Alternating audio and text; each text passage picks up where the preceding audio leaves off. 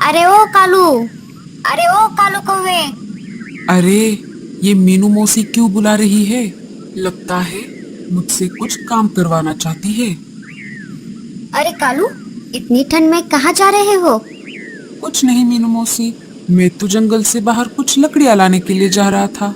वो क्या है ना, मुझे मेरे घर की थोड़ी मरम्मत करनी है। तो तू एक काम कर कालू, मेरे लिए भी कुछ लकड़ियाँ लेकर आना।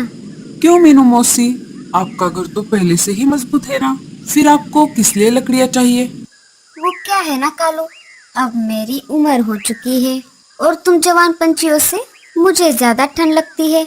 अगर कुछ लकड़ियाँ मिल जाती तो ठंड के बचे कुछ दिन मैं आराम से काट लेती। ठीक है मीनू मौसी, मेरे लकड़ियों के साथ मैं आपके लिए भी कुछ लकड़ियाँ जरूर लाऊंगा।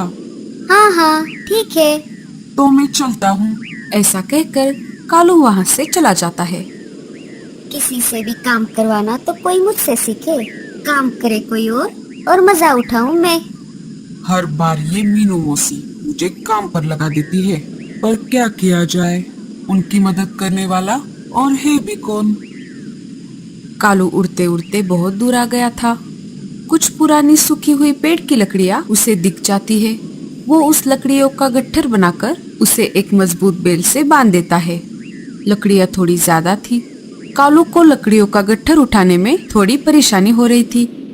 ये मीनू मौसी भी ना, अगर उनकी लकड़ियाँ इस गट्ठर में ना होती तो ये थोड़ा सा हल्का होता और उठाने में भी मुझे आसानी होती। वो निकल पड़ता है अपनी घर की तरफ। थोड़ी दूर आने पर उस गट्ठर की बेल फिसलने लगी और वो लकड़ियाँ एक पपीते के पेड़ पर जा गिरी। अरे, ये लकड़ियाँ मुझ पर किसने गिराई? कालू जल्दी से नीचे आ जाता है। बोलने वाले पपीते का पेड़ देखकर वो बहुत चौंक जाता है। क्या वो लकड़ियाँ तुमने मुझ पर गिराई? हाँ, मुझे माफ कर दीजिए, मेरी लकड़ियों की गट्ठर की बेल टूट गई। मैंने कुछ ज्यादा ही लकड़ियों का गट्ठर बनाया था, इस वजह से ऐसा हुआ। पर मैं एक बात समझ नहीं पाया कि आप एक पेड़ होकर कैसे बोल पा रहे हो। मैं एक जादुई पपीते का पेड़ हूँ। पर तुम एक बात बताओ, तुम इतनी सारी लकड़ियों का क्या करने वाले थे? मैं तो इन लकड़ियों से अपने घर की मरम्मत करने वाला था। वो मेरा घर थोड़ा टूट गया है। जैसा कि मैंने कहा, मैं एक जादुई पपीते का पेड़ हूँ। अगर तुम मेरी एक जरूरत पूरी कर दोगे तो मैं तुम्हें एक नया घर बनाकर दे सकता हूँ। क्या जरूरत? कैसी जरूरत? मुझे प्यास लगी है, कुछ पानी मिल जाता तो। हाँ हाँ जरूर, मैं अभी जाकर पास वाली नदी से थोड़ा पानी लेकर आता हूँ। कालू देरी न करते हुए पास वाले नदी की तरफ जाने लगा। उसने कुछ पेड़ के बड़े पत्ते जमा किए और उनसे पानी भरने के लिए एक बड़ी सी टोकरी बना ली। उसमें पानी भरकर वो पेड़ के पास आ गया। वाह, क्या बात है, थोड़ी ही सही, मगर मेरी प्यास बुझ गई। जब तुम अपने जंगल में वापस जाओगे तो तुम्हें तुम्हारा नया घोंसला दिखाई देगा। कालू को ये सारी बातें झूठ लग रही थी। कालू बिना लकड़ियाँ लिए अपने जंगल की तरफ जाने लगा। जब वो अपने जंगल पहुंचा तो उसे अपनी आंखों पर विश्वास नहीं हो रहा था। सब पंछी कालू के घोंसले को बहुत ही हैरानी से देख रहे थे। जब सबको हटाकर कालू घोंसले के अंदर चला गया तो वो भी हैरान हो गया, क्योंकि कालू का घर अब पहले जैसा नहीं था। क्या क्या मैं सपना देख रहा हूँ? अजी, जब आप लकड़ियाँ लाने के लिए सुबह बाहर गए थे तब तो सब कुछ ठीक था। मैं और जग्गू दोपहर में सो रहे थे। मैं जब सोकर उठी तो मैंने देखा कि हमारा घर वैसा नहीं था जैसे पहले था। हमारा घर नया बन चुका था। क्या ये आपने किया है जब मैं सो रही थी? कालू को अब पता चल गया था कि पपीते के पेड़ ने ही ये सब किया है। फिर भी कालू ने कहा, हाँ, ये सब मैंने ही किया है जब तुम सो रही थी। कालू जी, आप कितने अच्छे हो। चलिए, मैं आपको मेरी तरफ से पानी पूरी खिलाती हूँ। पूरे जंगल में ये बात फैल जाती है कि एक ही पल में कालू का घर पूरी तरह से नया हो गया। दूसरे दिन कालू फिर से सवेरे सवेरे ठंड में अनाज लाने के बहाने जंगल के बाहर जाने लगा। तभी अरे ओ कालू कौवे। अब इस बार मैं मीनू मौसी की बात नहीं सुनूंगा। वो मीनू मौसी की बात को सुनकर भी अनसुना करके जाने लगा। अरे ये कल मुहा कालू कौवा आज तो मुझसे बात भी करने के लिए तैयार नहीं है। कल तो इसका घोंसला भी नया हो गया। इसने तो लकड़ियां भी नहीं लाई थी। लगता है दाल में कुछ काला है। अब मीनू मौसी भी कालू कौवे का पीछा करने लगी। कालू पपीते के पेड़ के पास आ जाता है। पपीता जी, क्या आपने मुझे पहचान लिया? हाँ, तुम कल ही तो मेरे पास आए थे और मुझे पानी भी पिलाया था। क्या तुम्हें अपना नया घर देखकर खुशी हुई? आपका बहुत बहुत शुक्रिया पपीता जी। मुझे नहीं पता था कि आपको सिर्फ पानी पिलाने से मेरी इच्छा पूरी हो जाएगी। अच्छा तो ये बात है। इस पेड़ को पानी पिलाने से ये आपकी इच्छा पूरी कर देता है। क्या आपको प्यास लगी है? हाँ, आज तो ठंड की वजह से मुझे कुछ ज्यादा ही प्यास लगी है। ठीक है, मैं अभी जाकर आपके लिए पानी लाता हूँ। कालू फिर से जाकर पपीते के लिए पानी लेकर आता है। मांगो, तुम्हें और क्या चाहिए? मुझे बहुत सारा अनाज चाहिए। जाओ, तुम्हारा घोंसला अनाज से भर जाएगा। कालू वहां से चला जाता है। अब मीनू मौसी पपीते के पेड़ के पास आ जाती है। मुझे भी कुछ मांगना है। अब तुम कौन हो?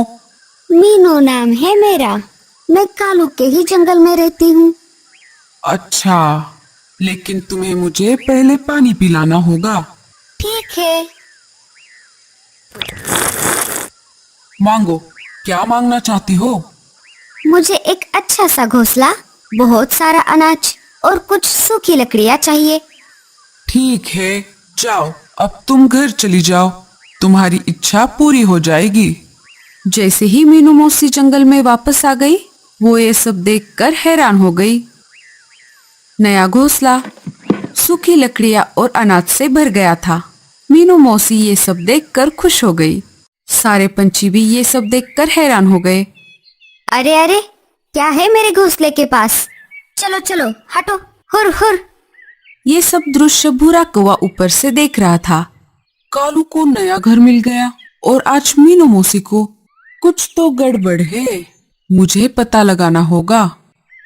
दूसरे दिन मीनू मौसी जैसे ही जंगल के बाहर जा रही थी, भूरे कौवे ने उनका रास्ता रोक लिया। क्यों मीनू मौसी, आप कहाँ जा रही थी?